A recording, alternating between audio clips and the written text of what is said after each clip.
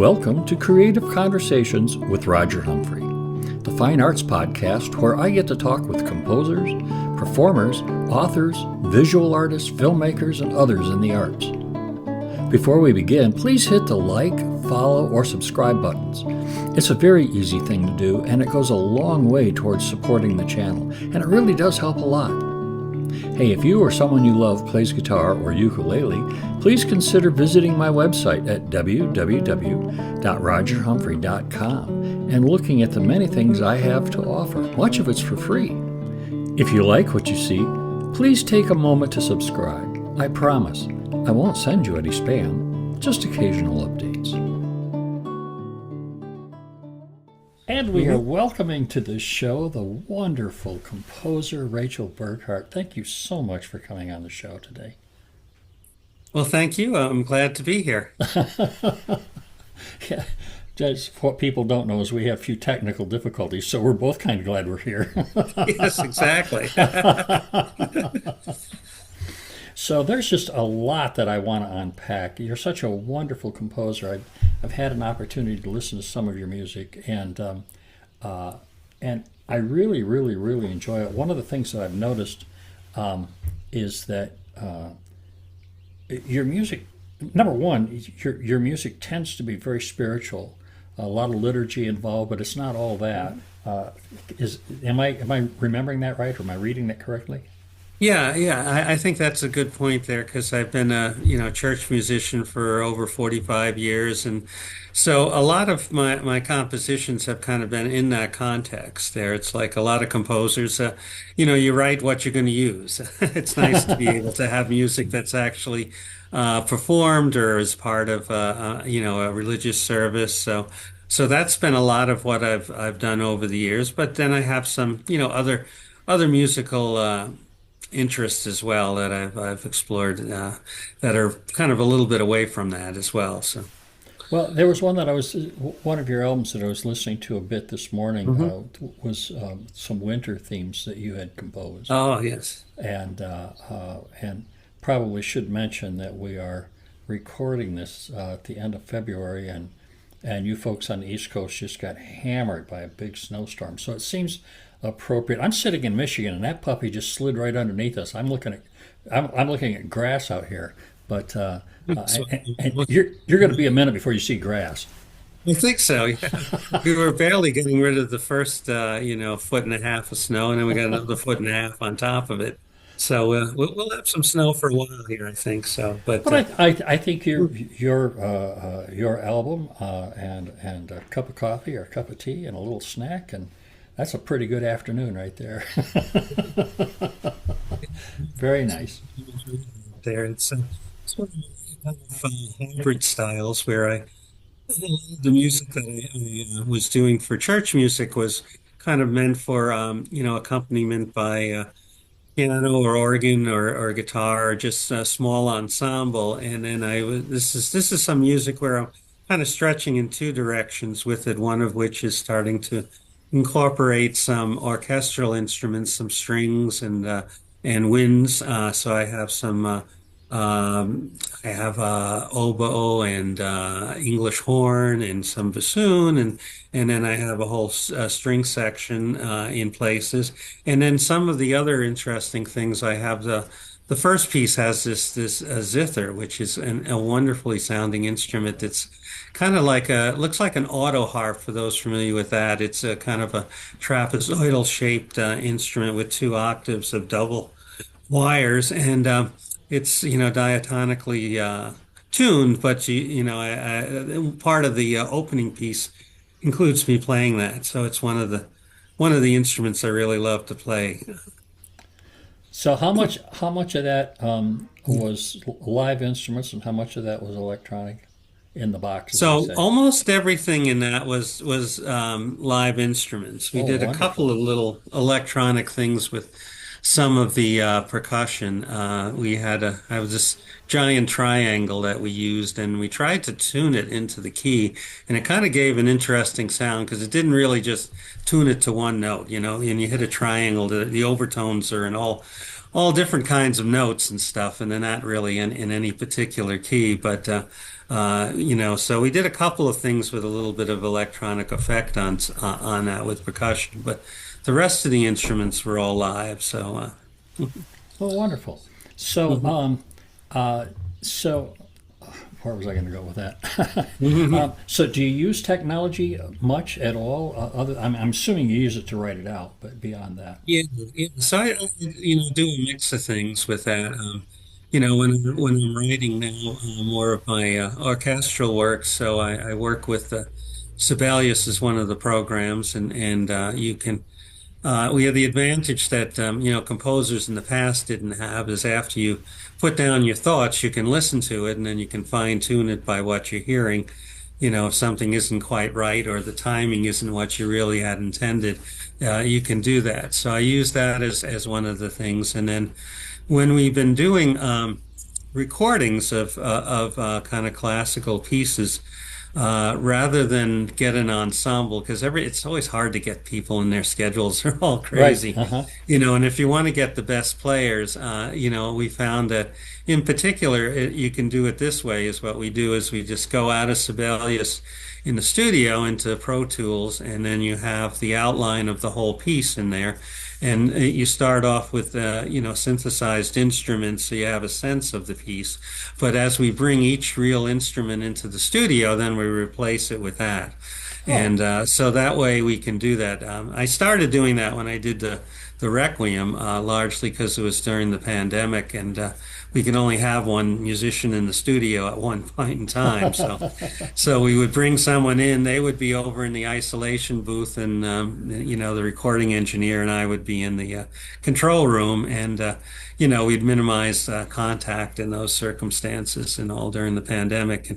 But we'd get everything done, and we could focus on each instrument. And the thing I enjoyed really about that is, as a composer, is I have a little experience with playing a little bit of many of the types of instruments, but not a great knowledge of it. But when you're working with one instrumentalist at a time, they give you a little bit of feedback, and you get to know, what works for them, what's difficult for them, and then what kind of things. Like there was one part of in my Requiem, there's one really high and loud note for the clarinet, and I had it noted as fortissimo. So the player said, "Yeah, that's the only way you can do that note."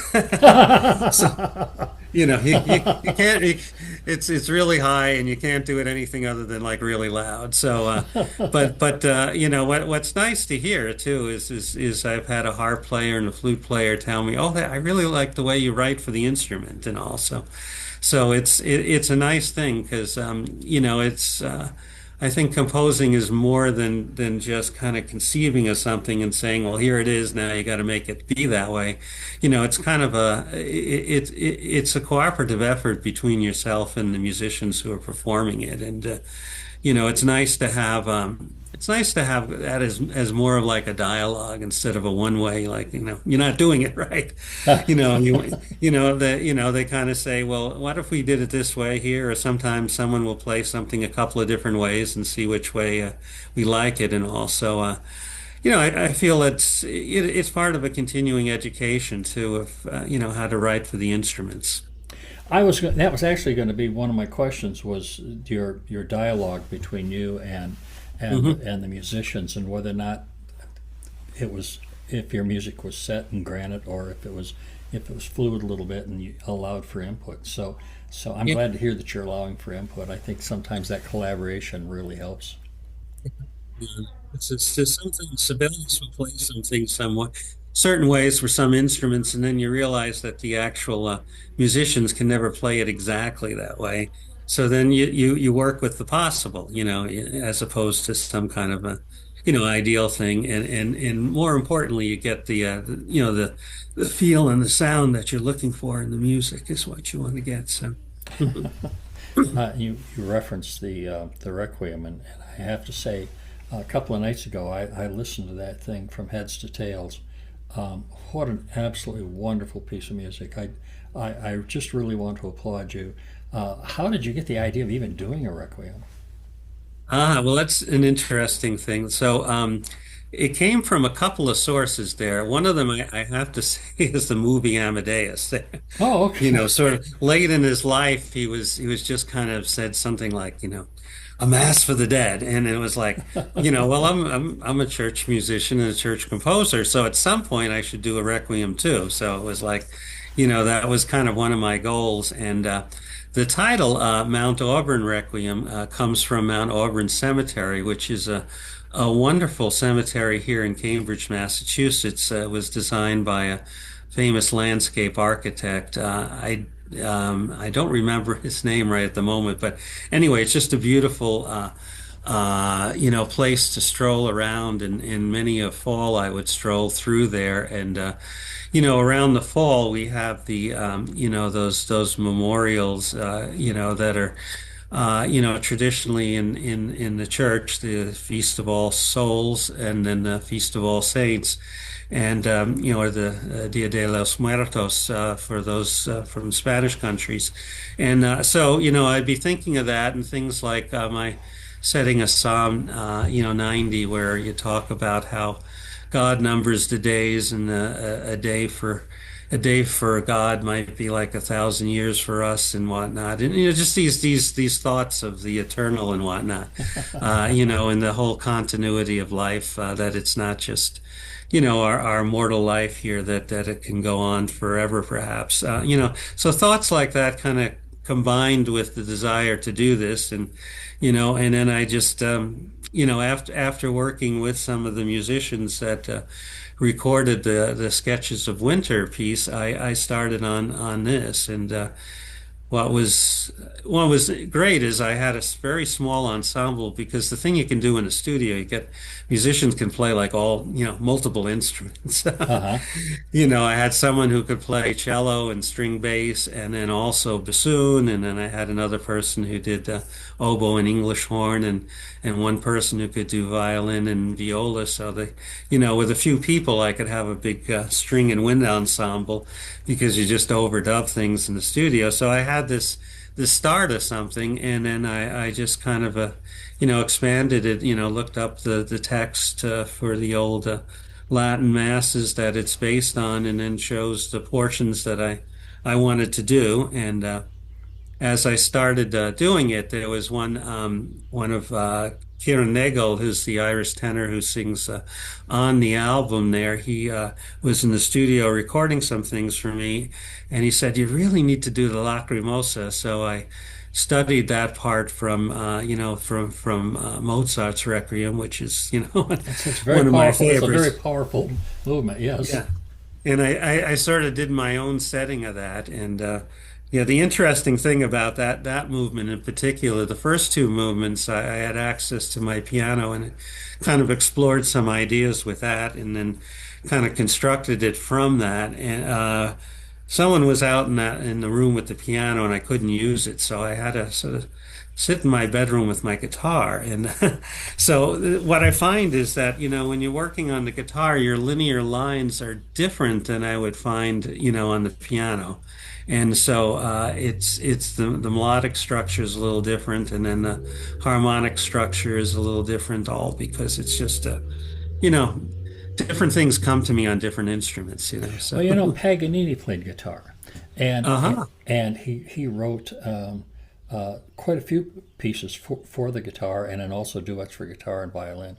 But he Mhm. commented in his lifetime that he would very often work out his arrangements and his harmonies on a guitar because it gave a different sound and a different Mhm. and so that's kind of an explanation of how he was able to differentiate his music, aside from this brilliant violin stuff that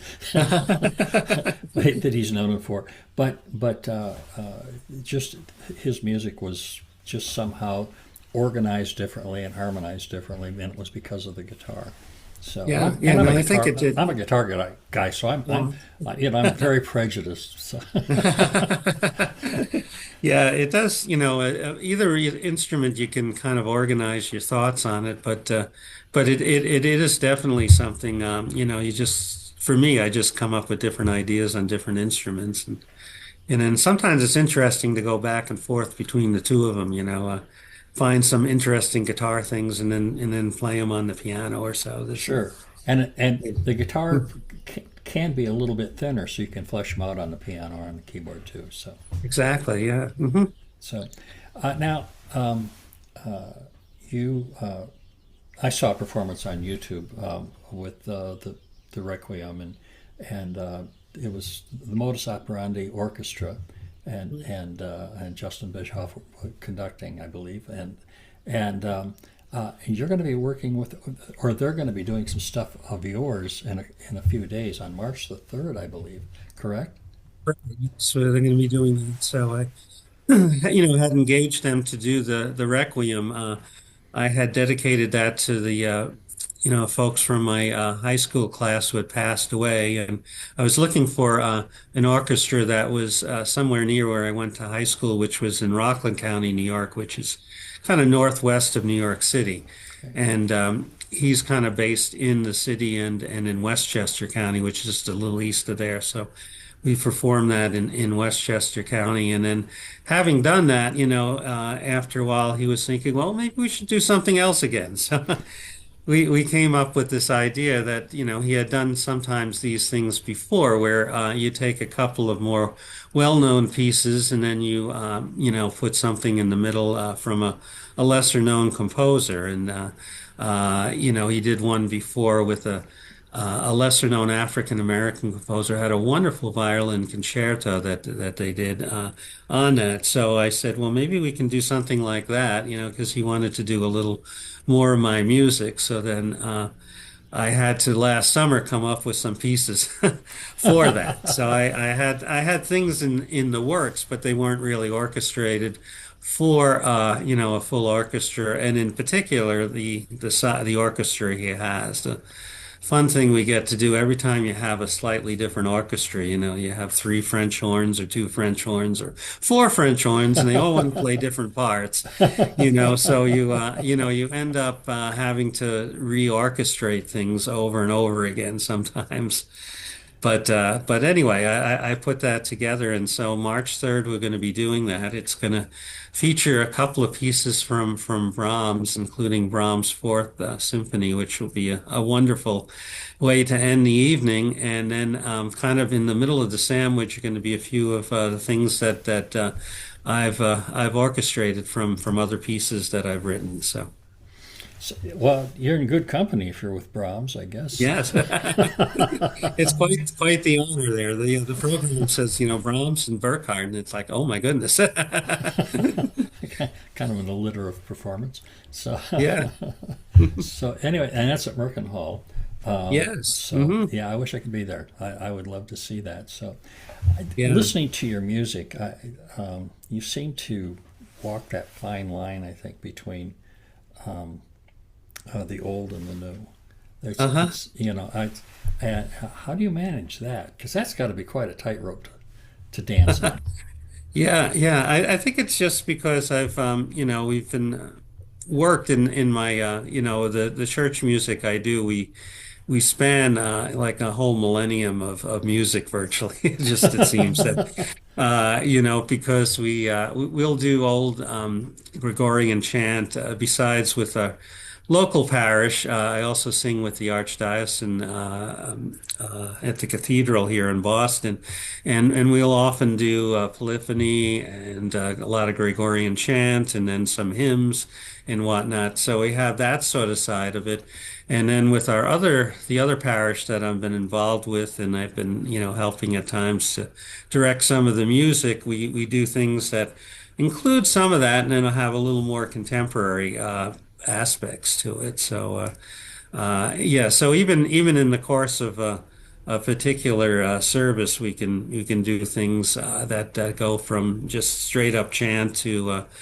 what might be considered praise music or so, which is kind of like almost in different worlds. But Right. we have people who are very comfortable spanning those worlds. One time you were kind of in one place or another, but nowadays you really get to do a variety of things. So that's a lot of fun there. In particular, we just the other day we did a couple of a cappella pieces, and we did my mass that was set for a cappella voices and one of my psalms. And then we did some other music, sort of more band style music and whatnot. So it's it's a fun thing. I get to, when we have the whole group together, we got like piano, guitar, drums, and bass, and I get to play electric bass with them. So it's a little bit different there. But So, uh, but I think that, because I get familiar with these different styles, I can incorporate a little bit of each in what I write. So and I mean, you've got like 8 albums, I think, or something like that out there, and yes, yeah. one of them is jazz or has jazz elements. Yeah, yes. I had one piece. Over the years, I wrote some jazz pieces as well, and it was interesting. My original kind of training is really with my private lessons were with teachers that went to Berkeley, so they kind of came out of more Oh, of the jazz tradition, uh-huh. and so a lot of my understanding of harmony and theory and things like that come from that tradition. And I'm one of those strange people who, don't give me a full arrangement of a hymn, just give me the melody and I'll figure out the rest, That's it's like because I'm used to just, improvising like from what they would call lead sheets, where you yeah. have the melody and the chord, and doing that. So even playing the organ, I would just improvise from that. So, and you get the bass line, you get the melody, and that's all you need, and that stuff. And you fill in the chords. Well, classical music used to have a tradition of improvisation, and they lost it over the last 150 years. So Yeah. it's kind of fun to meet a classical composer who's capable of improvising, because it doesn't happen very often. Yeah, that is one of the things. Although I have to say that it's, as I say, being a church musician, you sometimes have to fill in things, and sometimes it's 15 seconds, and another time I did it for about an hour and 15 minutes or so, so. Although I have to admit that the longer one I had planned to incorporate some hymn tunes in the middle of it, so I had some things to do, but just kept playing there because they want to just keep the music going. You know? For a number of years, I played a lot of weddings, a lot of outdoor weddings on the guitar. Mhm. Hard to drag an organ out there. So, so they'd hire me and they'd have these little garden weddings, and I would go. I could play all of the standard repertoire. That wasn't a problem. Um, and but I would have somebody come up and whisper in my ear, "The bride will be ready in about 2 minutes or 3 minutes."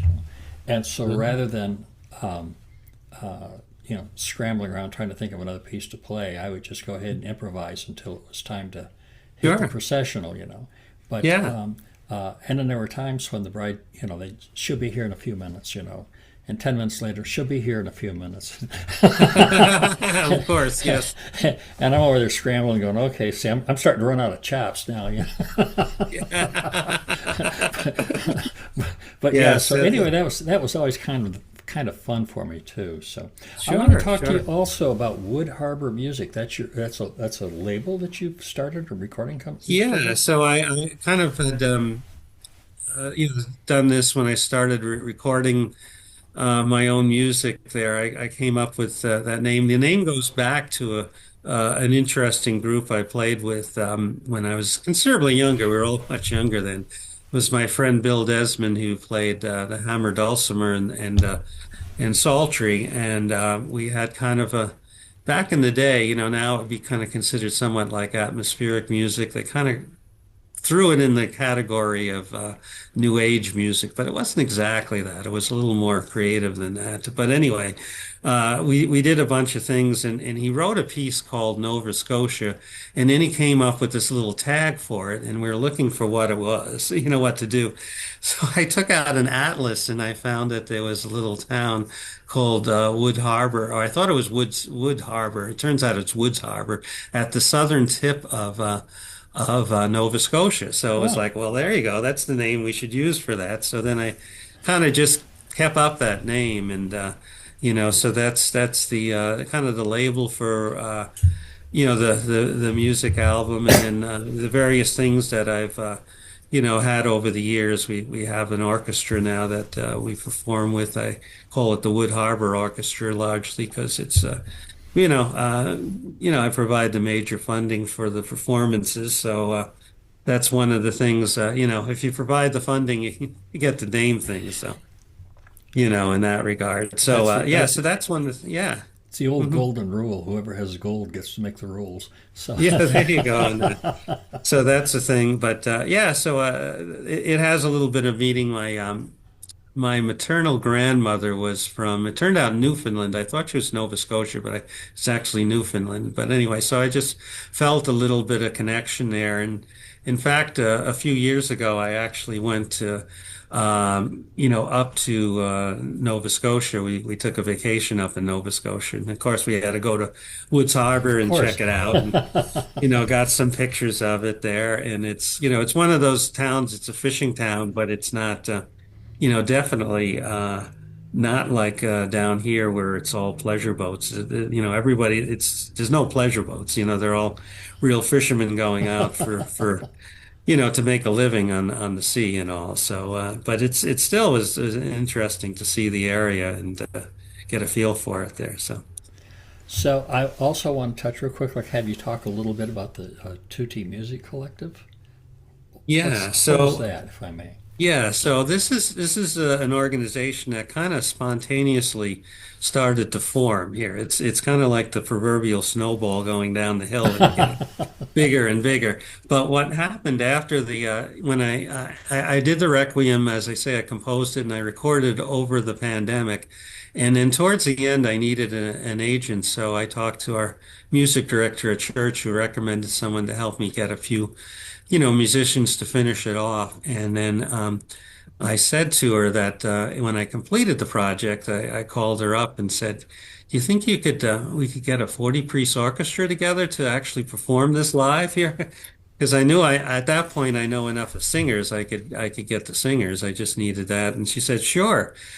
So anyway, so we did this crazy thing of doing it live at the church where I'm at. It's at St. Cecilia's in Boston, and St. Cecilia being the patron of music, so a very appropriate place for this. Indeed. So we had the premiere performance there, and it was very successful, and people loved it, and then the conductor I hired said to me, "Well, what do we do next?" And then I had measured that, that we formed this to kind of advance some of the lesser, groups that are lesser represented in classical music and, in concert music in general, particularly, living composers, local composers and, folks that might be from LGBT or people of color, that are a little lesser represented. Some of the women are lesser represented. So we were going to focus on that, not exclusively, but, do a little bit of that. And so afterwards, another composer came up to me and said, "Oh, we should collaborate." And then there was, some other people I work with who I knew were good at organizing things just because of things they did and a few people I knew. And next thing you know, we had this whole board and now we're gonna be doing concerts twice a year and, you Wow. know, a little smaller concert in the spring and a bigger one in the fall. So, when we have the full choir, it's about 30 voices and the orchestra can go up to 40 and down to smaller amounts. So we've done that with like a 10-piece chamber orchestra we did for one concert. We did one with just a string quartet, and we did one with some strings and some winds and whatnot. So yeah, so we've been doing that kind of twice a year and collaborating with other groups and all of that. So that's our other thought is just doing that. There was a group that does early music, going back to like Hildebrand, Ben Bigan, and all from 1,000 years ago. That kind of really early music, and they've kind of been working with us, and then we go in all different directions. So we have some singer-songwriters who work with us, and then we have some jazz folks. We did some collaboration with one of the local jazz groups here. My friend Ken Field has this Revolutionary Snake Ensemble, and one of my pieces calls for, in the middle is a whole like a jazz quartet jam or something in this middle of this otherwise seemingly classical piece, and that so we've done that live as well with them. And most recently we had a collaboration with an Irish group called Ishna, who does like traditional, modern, contemporary takes on traditional Irish tunes, and they had written, they're like their own, sextet, performing themselves, but then they have a number of pieces that they expand to orchestra. So we were able to provide the orchestra, and then we did a couple of choral pieces with their group as well. So we had the chorus had to learn to sing in Irish, which was quite the experience there. They've been through the usual, classical composers, your German and your Italian and and Spanish and French and English and even Latin, but Irish is just in another place. The words are not pronounced anything like the letters look. So I've noticed that. You see, this looks like somebody took a bunch of Scrabble letters and shook them up, threw them out on the table. Exactly. Yeah, that's right. And then, and I think it's worse in Wales, but yes, yeah. A lot of those Celtic languages and all. So but funny. anyway, we had Kieran was part of that group. He's the one who was the tenor on my Requiem, and he gave us the pronunciation guide to it. So we learned how to pronounce the words, and and there are fun things to do, and the choir did a great job with them, and also. Yeah, so that's the thing we're doing. Sometimes we do a lot of homemade music there, if you will, and sometimes we do some other, lesser represented composers, some more well represented composers, and whatnot. But we kind of are unique in that we can have a concert like our last spring one where we had some chamber music, we had some choral pieces, for a cappella chorus. We had some music for a band. We did it was the spring theme and all of that, so we had to do things like so we did April in Paris, as Oh, a cool. jazz piece there, Sure. and we had my friend Ken on sax, and I was playing bass, and we had a piano player and drummer and stuff, and did a nice version of that, and then we did like Paul Simon, April Come She Will, and other things like that, and we did Walking on Sunshine as a kind of a rock tune and stuff Sure. like that. So in a concert, we can do these things and kind of go from genre to genre, and still have a coherent concert that's kind of fun to hear and people can enjoy. So it's kind of a very unique ensemble in that way. Well, believe it or not, we're all out of time. Oh my My goodness, there. goodness, that went by so fast. I can't believe it. Wasn't that Yes, fun? yeah. It was. It was. It was great chatting with you, Roger. And you too. So I'm going to say goodbye and thank you so much for taking the time. I really do appreciate it. And your patience as we've kind of fixed these glitches a little bit. So Well, that's great. I'm glad it's all working now there. Well, thank you so much, Roger. Appreciate it. Take care. I'd like to thank Rachel Burckardt for taking the time to come on the show. If you would like to know more, you can find a link to her website in the descriptions below. I'd like to thank you too for taking the time to listen. If you enjoy these podcasts, please share your favorite episodes with your friends and introduce them to Creative Conversations with Roger Humphrey.